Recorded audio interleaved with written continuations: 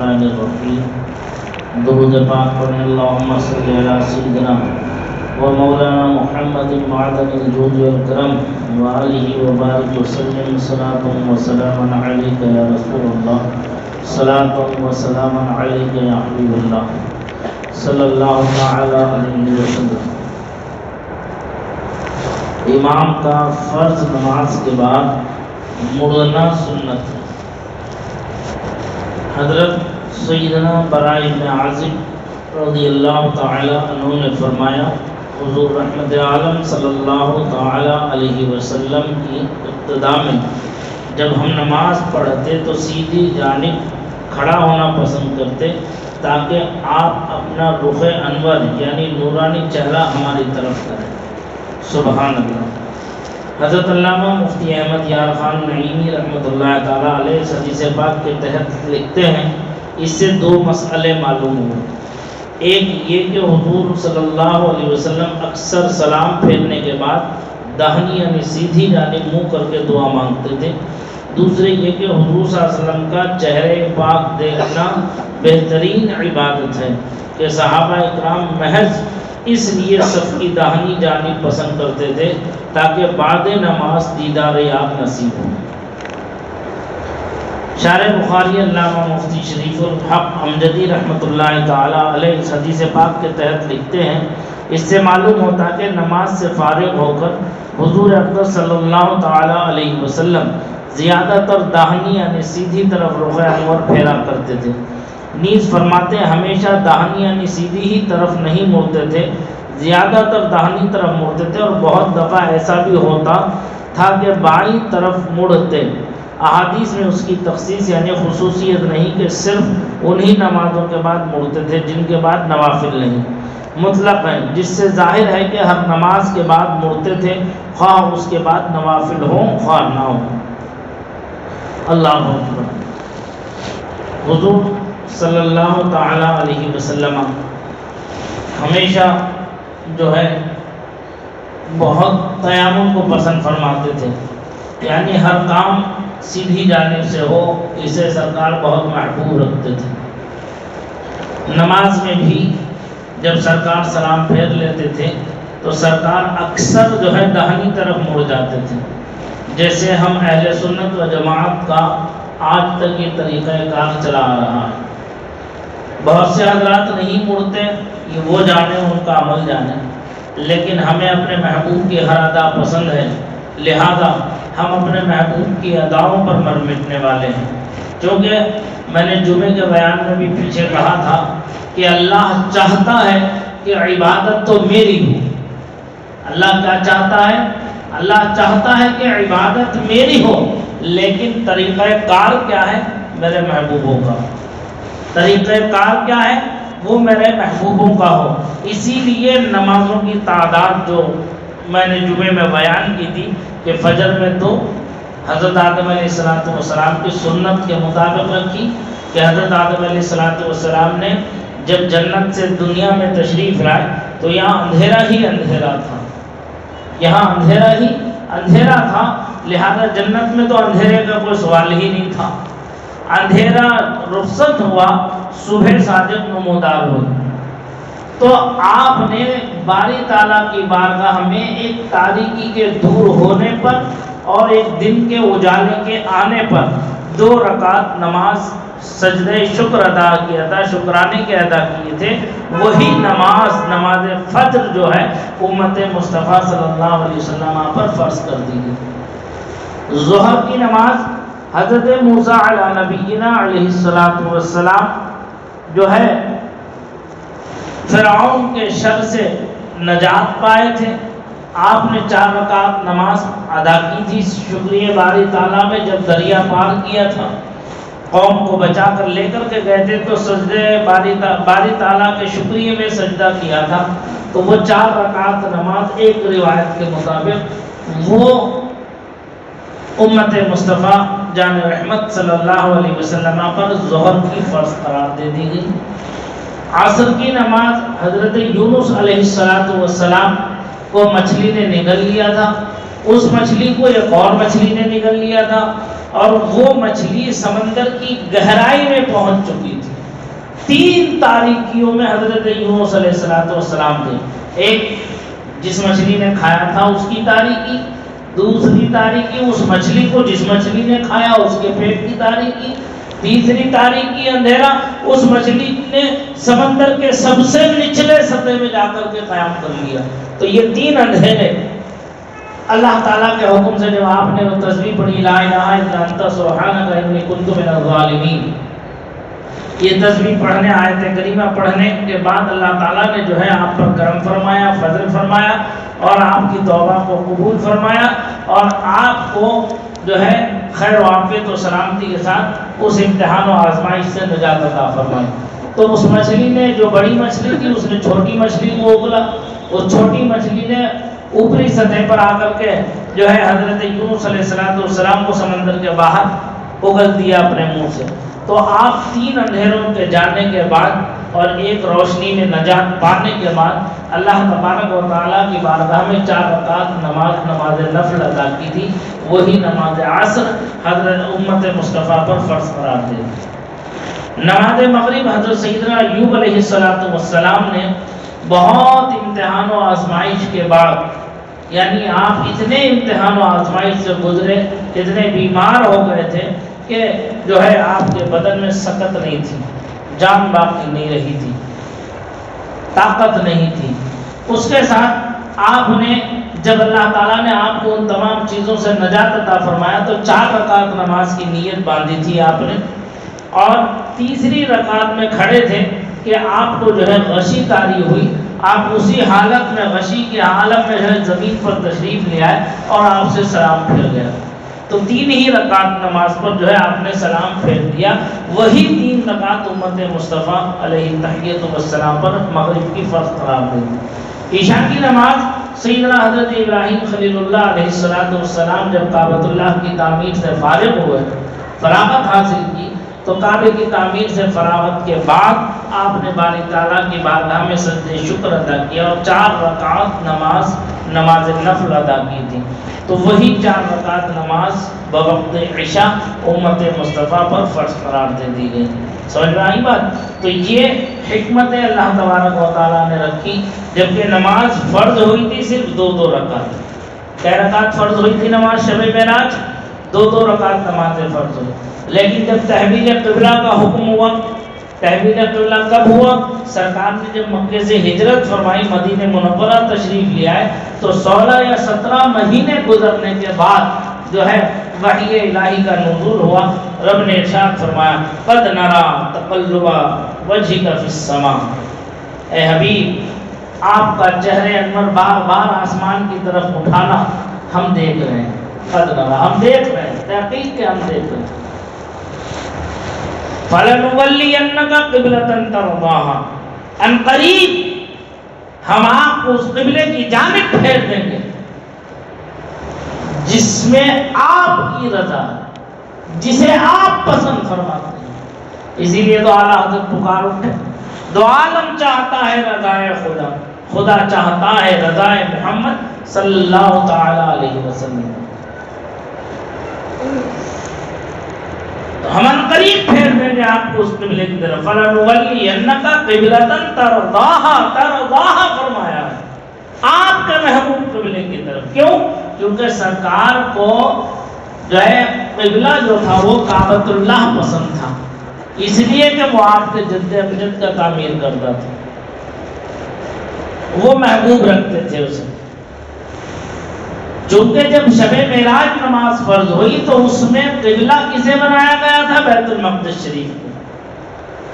جب تک آقا کائنات صلی اللہ علیہ وسلم مکہ المکرمہ کی سرزمین پر رہے، کعبۃ اللہ کے سامنے رہے، تو اس رخ سے نماز پڑھتے تھے کہ جس رخ میں کعبہ بھی آ جاتا تھا اور بیت المقدس شریف بھی آ جاتا تھا. اور جب آپ مکے سے ہجرت کر کے مدینہ منورہ تشریف لے آئے تو اس وقت وہاں پر یہ ممکن نہیں تھا، یا تو رخ کرتے بیت المقدس کی طرف یا رخ کرتے کعبے کی طرف. چونکہ بیت المقدس الگ سائڈ میں تھا، کعبۃ اللہ الگ سائڈ میں تھا. مدینے جب تشریف لے آئے تب، مکہ میں جب تک رہے تو اس رخ سے نماز پڑھتے تھے کہ جس میں کعبہ بھی آ جاتا تھا اور بیت المقدس بھی آ جاتا تھا۔ بس آپ ہر وقت جب مدینے تشریف لائے سلام پھیرتے تھے، سلام پھیر کے آسمان کی طرف نظریں اٹھایا کرتے تھے۔ کسی شاعر نے اس نقشے کو کتنے پیارے انداز میں کھینچا ہے، چپ کے بیٹھے ہوئے حیران سے وہ دیکھتے ہیں۔ بار بار چہرے انور اٹھتا تھا کہ شاید اب وہی آ جائے اور مجھے کعبے کو قبلہ بنانے کا حکم دے دیا جائے۔ چپ کے بیٹھے ہوئے حیران سے وہ دیکھتے ہیں، ارے تم تو دیکھو، تمہیں کی شان سے ہم دیکھتے ہیں، تم تو دیکھو، تمہیں کی شان سے ہم دیکھتے ہیں۔ قد نرا تقلب وجهك في السماء، فرمایا ان قریب پھیر دیں گے۔ تو اب اس میں وعدہ تھا، وعدے میں انتظار تھا، اور انتظار میں مزید زحمت ہو گئی۔ سرکار کا دل مبارک جو تھا کعبے کو ہر لمحہ بر لمحہ قریب تھا کہ کعبے کو قبلہ بنانے، تو فوراً یہ حکم ہوا فولی وجهك شطر المسجد الحرام، اے میرے حبیب انتظار اب مت کیجیے، بہت انتظار کر لیا آپ نے، بہت انتظار کر لیا، اب آپ اپنے رخ زیبا کو بیت المقدس کی طرف سے کعبۃ اللہ کی طرف پھیر لیجیے گا۔ تو سرکار نے سلام پھیر چکے تھے، 2 رکعت نماز پڑھا چکے تھے، بیٹھے ہوئے تھے، چہرے مبارکہ آسمان کی طرف اٹھا کر دیکھ رہے تھے۔ تو جیسے یہ حکم نازل ہوا تو سرکار کی خوشی کی انتہا نہیں، اللہ کے رسول صلی اللہ علیہ وسلم فوراً کھڑے ہوئے اور کھڑے ہوتے ہی کعبے کی طرف رخ کر کے 2 رکعت نماز اور پڑھا۔ حضرت جبریل امین نے کہا یا رسول اللہ علیہ الصلوۃ والسلام، بیت المقدس کی طرف جو شب معراج کی نماز تھی وہ بھری ہوئی تھی 2 رکعتیں کہ سورہ فاتحہ کے بعد کوئی سورت ملا لی جائے۔ اب جو کعبۃ اللہ کی طرف پھیر کر کے آپ نماز پڑھیں گے 2 رکعت، اس میں صرف سورہ فاتحہ کی تلاوت ہوگی، دوسری قرات اس کے اندر شامل نہ کریں، تاکہ یہ پہچان رہ جائے کہ یہ مکے والی ہے اور یہ مدینے والی۔ جسے مدینے والے سے چڑ ہو وہ یہ 2 رکعتیں نہ پڑھیں۔ کیوں؟ جسے مدینے والے سے خوب چڑ ہو وہ یہ 2 رکعتیں نہ پڑھ کے دکھا دیں اور پھر قوم خود ہی پوچھ لے گی کہ مولوی صاحب کیا معاملہ ہے۔ کیوں؟ بات آ رہی سمجھ میں؟ تو یہ معاملہ ہے کہ ہمیشہ یاد رکھو مکے والی جو ہیں وہ دونوں کی دونوں بھری ہوئی ہیں، اور مدینے والی جو ہے اس میں رعایت ہے کہ صرف سورہ فاتحہ کی تلاوت کی جاتی ہے۔ سمجھ میں آ گئی؟ تو یہ تحویل قبلہ کے بعد یہ حکم ہو گیا کہ جو ہے سرکار ہمیشہ سرکار کو تیامن پسندہ بات کہاں سے نکلی تھی، کہاں سے کہاں کو پہنچ گئی۔ تو یہ معاملہ سرکار کی پسند پر، سرکار کی محبوبیت پر ہے۔ سرکار جدھر چاہے رک کر لیں، جدھر چاہے بیٹھ جائیں، وہ مالک تھے، مختار تھے۔ ایک مرتبہ کا واقعہ ایسا عجیب بڑا پیارا واقعہ پیش آیا۔ جو لوگ سرکار دو عالم نور مجسم صلی اللہ تعالیٰ علیہ وسلم کے اختیارات میں کلام کرتے کہ رسول اللہ کو یہ اختیار تھا، یہ اختیار نہیں تھا، یہ اختیار تھا، یہ اختیار نہیں تھا، یہ تھا اور یہ نہیں تھا، جو علم میں سرکار کے ڈنڈی مارنے کے اتنا علم تھا کہ اتنا علم نہیں تھا، ارے ذرا یہ تو دیکھو، بخاری تم بھی پڑھتے ہو، بخاری ہم بھی پڑھتے ہیں، بخاری تو وہی ہے، بخاری شریف احادیث مبارکہ کی کتاب وہی تو ہے جو تمہارے یہاں درس میں شامل ہے، وہی ہمارے یہاں بھی ہے۔ تو ہم تو بخاری میں یہ حدیث پڑھتے ہیں کہ تم نے بھی پڑھی ہے یہ حدیث اختیار مصطفیٰ پر کہ نہیں پڑھی ہے؟ اگر پڑھی ہے تو پھر دل سے کیوں اقرار نہیں کرتے؟ اگر نہیں پڑھی ہے تو پڑھتے کیوں نہیں؟ بغض مصطفیٰ کو دل میں رکھیں اور ایمان مومن ہونے کا دعویٰ کریں، یہ 2 چیزیں جمع نہیں ہو سکتی ایک چیز کے۔ ایک میان میں 2 تلواریں کبھی نہیں رہ سکتی، رہ سکتی ایک میان میں 2 تلوار کبھی نہیں رہ سکتی۔ دن اور رات کبھی ایک جگہ جمع ہو سکتا ہے؟ نہیں ہو سکتا۔ آگ اور پانی ایک جگہ جمع ہو سکتا ہے؟ نہیں ہو سکتا۔ تو ذرا سوچنے کی بات ہے، ٹھنڈے دل سے غور کرنے کی بات ہے کہ ایک موقع ہے، سرکار دو عالم نور مجسم صلی اللہ تعالیٰ علیہ وسلم 4 رکعت کی نماز جب ہو گئی تھی، تحویل قبلہ کے بعد کا واقعہ ہے کہ سرکار نے ایک دن نماز ظہر یا عصر میں 4 رکعت نماز کی جگہ 2 رکعت پر ہی سلام پھیر دیا۔ کئی رکعت پر؟ 2 ہی رکعت پر سلام پھیر دیا۔ سلام پھیرنے کے بعد دعا کر کے سرکار مسجد نبوی شریف سے باہر تشریف لیا۔ باہر آنے کے بعد میں ایک گٹا پڑا تھا لکڑی کا، کندا جسے کہتے ہیں، کندا کہہ لو، گٹا کہہ لو، ٹھیک ہے، ایک لکڑی کا وہ گٹا پڑا ہوا تھا، اس پر سرکار تشریف لیا، سرکار وہاں بیٹھ گئے، کچھ دیر صحابہ اکرام سے محو گفتگو بھی ہو گئے۔ اب صحابہ میں چیمے گوئیاں شروع ہو گئی، چیمے گوئیاں شروع ہو گئی، ارے کیا ہو گیا، کیا ہو گیا، کیا ہو گیا، ارے بھائی 2 رکعت تو فرض ہوئی تھی شب معراج، جب مدینے آ گئے تو 2 سے 4 رکعتیں ہو گئی، اب کیا پھر 2 رکعتیں ہو گئی، کیا کوئی نئی وحی نازل ہو گئی کہ سرکار تو عالم صلی اللہ علیہ وسلم نے 2 ہی رکعت پڑھا کر کے سلام پھیر کے باہر تشریف لے گئے۔ اب ہمت کسی کی نہیں ہوتی پوچھنے کی کہ آقا سے پوچھے کون کہ اللہ کے رسول کیا ماجرا ہے، ہوا کیا ہے، مسئلہ کیا ہے۔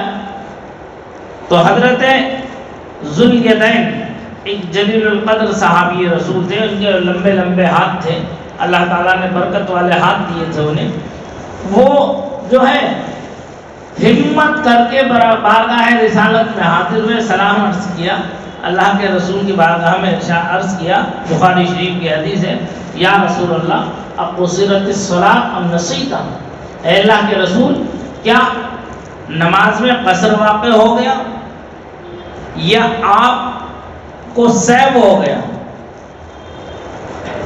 تو اللہ کے رسول فرماتے ہیں کل ذالک لم یکن، کچھ بھی تو نہیں ہوا، کیا ہوا؟ سرکار نے فرمایا کچھ بھی تو نہیں ہوا، کیا ہوا؟ تو کہنے لگا اللہ کے رسول کچھ تو ہوا ہے۔ فرمایا کیا ہو گیا، کوئی بات ہو گئی؟ تو کہنے لگے اللہ کے رسول نے آج 2 رکعت نماز پڑھائی ہے، 4 رکعت پڑھا رہے تھے، آج 2 رکعت نماز ہو گئی، صحابہ پریشان ہیں کہ جو ہے 2 سے 4 ہوئی، کہ اب 4 سے پھر واپس 2 رکعتیں ہو گئی، کیا ہوا؟ تو سرکار فرماتے ایسا کچھ نہیں۔ پھر فرمایا اصدق ذوالیدین، کیا یہ ذوالیدین سچ کہتا ہے؟ صحابہ سے پوچھا کیا یہ ذوالیدین سچ کہتا ہے؟ تو صحابہ نے عرض کیا ہاں یا رسول اللہ ایسے ہی ہے کچھ، اے اللہ کے رسول ایسے ہی ہوا۔ سرکار نے فرمایا اچھا ہم نے 2 رکعت نماز پڑھائی ہے، تو لہٰذا چلو آؤ، چلو اندر چلو مسجد کے۔ سرکار نے تشریف لیا ہے، لانے کے بعد پھر 2 رکعت نماز سرکار نے پڑھا کے سلام پھیر کے دعا فرمائی۔ اب یہ بتاؤ سرکار کو اگر اختیار نہیں ہوتا تو آج اگر کوئی امام مسجد کا سرکار کی، ابھی سرکار کا یہ عمل سنت تو ہوگا، ہمارے لیے نہیں ہوگا، ہاں بھائی سرکار کا عمل جو ہے ہمارے لیے سنت ہوگا۔ اگر کوئی یہ بدعقیدہ بد مذہب یہ سوچے کہ سرکار کا عمل یہ سنت ہے، یہ کہہ کر کوئی جامع مسجد کا امام 2 رکعت نمازیں پڑھا دے اور باہر آ کر ہوٹل پہ بیٹھ کے باتیں بھی کر لے اور لوگ کہیں حضرت کیا ہوا، چلو بھائی چلو آؤ 2 رکعتیں اور پڑھ لیتے چل کے، تو پوری قوم خود ہی جواب لے لے گی امام صاحب سے کہ کیا ہونا ہے کیا کرنا ہے۔ سمجھ میں آ رہی بات؟ بد لفظوں میں سمجھ لو تو اچھا ہے۔ تو سرکار نے اتنی دیر گفتگو بھی کر لی صحابہ سے، سارا مسئلہ پوچھ بھی لیا، سمجھا بھی دیا، اور پھر وہیں سے تشریف لائے، 2 رکعت نمازیں جو چھوٹ گئی تھی وہیں سے نماز مکمل بھی کرا دی۔ اب یہ بتاؤ وہ نماز ہوئی کہ نہیں ہوئی؟ بولو نماز ہوئی نہیں ہوئی؟ کیا سرکار کو وہ سجدے صاحب کرنا تھا؟ وہ صاحب شریعت ہے، محبوب بارگاہ رب العزت ہیں، مالک و مختار ہیں، عالم ما کانا و ما یکون ہے۔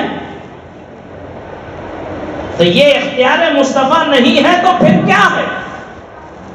اور یہ اختیار مصطفیٰ نہیں ہے تو پھر کیا ہے؟ بھائی کسی کے پاس کوئی پاور ہوگی تبھی تو وہ اپنی پاور کا استعمال کرے گا، جب پاور ہی نہیں ہے تو وہ استعمال کس چیز کا کرے گا؟ تو یہ اختیار ہے مصطفیٰ۔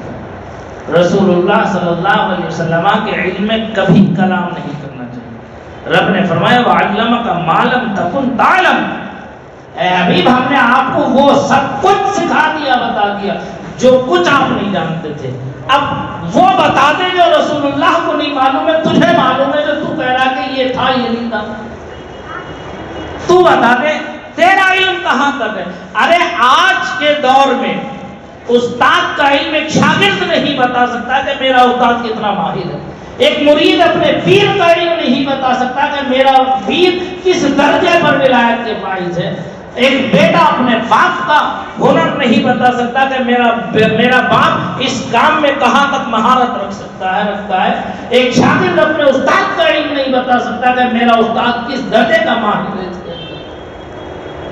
ہمیشہ استاد کا محتاج رہتا ہے, پیر کا محتاج رہتا ہے, باپ کا جو ہے محتاج رہتا ہے. تو ایک باپ, ایک بیٹا, ایک مرید, ایک شاگرد اپنے پیر کا, اپنے باپ کا, اپنے استاد کا علم نہیں بتا سکتا. تو امتی ہو کر تیری حیثیت کہاں ہو گئی کہ تو رسول اللہ کا علم بتا سکتا. جبریل امین سدرا پر پہنچ کر کے کہے کہ میری حد آ گئی یا رسول اللہ, اس سے آگے میں ایک قدم اٹھاؤں گا تو میں خاکستر ہو جاؤں گا جل کر کے. میری حد آ گئی. ارے جہاں جبریل کی حد آ گئی وہاں سے ہمارے آقا کی ابتدا ہو رہی ہے, وہاں سے ہمارے آقا کی ابتدا ہو رہی ہے. تو اس سے آگے کا علم تو بتا دے. فقال قال قوسین او ادنا فرمایا گیا قرآن نے, والنجم وما ہوا. ایسا کیسے رب کے قریب ہو گئے, اتنے قریب ہو گئے, اتنے قریب ہو گئے کہ اس طرح سے قریب ہو گئے. سرکار نے اپنے سر کے ماتھے کی آنکھوں سے اپنے رب کا دیدار کیا. ہے تم میں کوئی ایسا؟ اس علم سے آگے کا علم بتاؤ. تمہیں اپنی فکر نہیں, اپنا خیال نہیں ہے. سرکار فرماتے ہیں کہ جس طرح میں آگے دیکھتا ہوں ایسے ہی میں پیچھے بھی دیکھتا ہوں. ہے تم میں کوئی؟ صرف ایک کالا چشمہ پہنا تو بند والا تو تمہیں سامنے کا بھی نہیں دکھے گا, پیچھے کی تو دور کی بات ہے.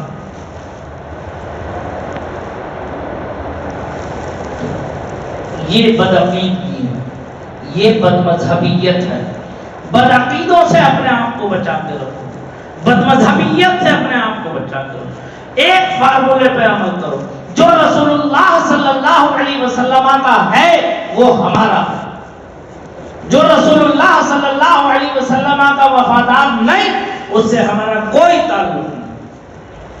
تمہارا ذکر میرا دین و ایمان یا رسول اللہ, تمہارا مصحف رخ میرا قرآن یا رسول اللہ.